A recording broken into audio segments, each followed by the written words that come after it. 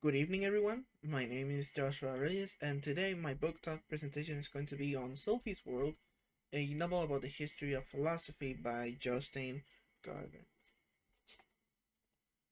Philosophy comes from the ancient Greek philosophia, which means the love of wisdom, and those who practice philosophy, those that are philosophers, are the lovers of wisdom or those who seek wisdom.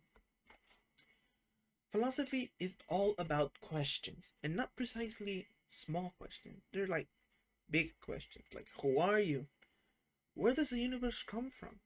And what does it mean to have a good life? These questions don't have a direct answer, but philosophy has been trying to find possible solutions to them.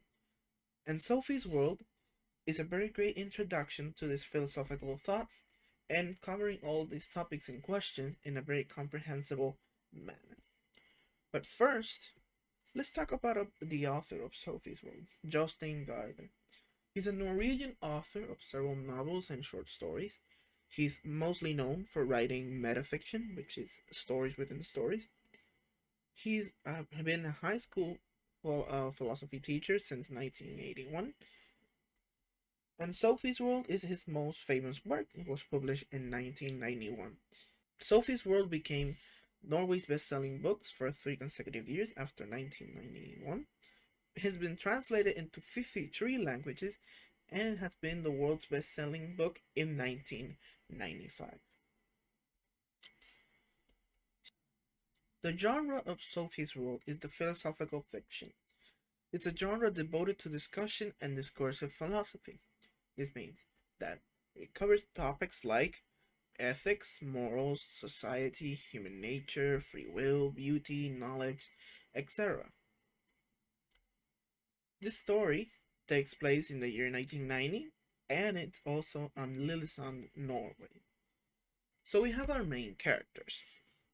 We follow Sophie Amundsen, she's a 14-year-old Norwegian girl. We also have Alberto Knox, he's a middle-aged eccentric philosopher. We also have Hilde Muller Nag, she's also a soon to be 15-year-old girl in Norway. And we also got Albert Nag, he's also known as the Major. So, the plot of Sophie's World is the following. We begin following Sophie Amundsen. She receives one day a postcard and a birthday card to Hilde Mullerna.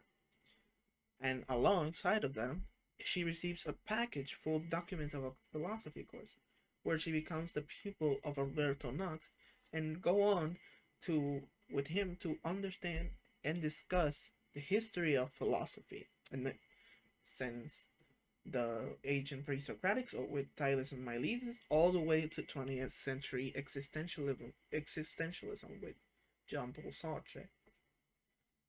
One day, when discussing the philosophy of George Berkeley, both Sophie and Alberto find out that their whole world is just a book that the Major is gonna give as a gift to Hilde for her 15th birthday.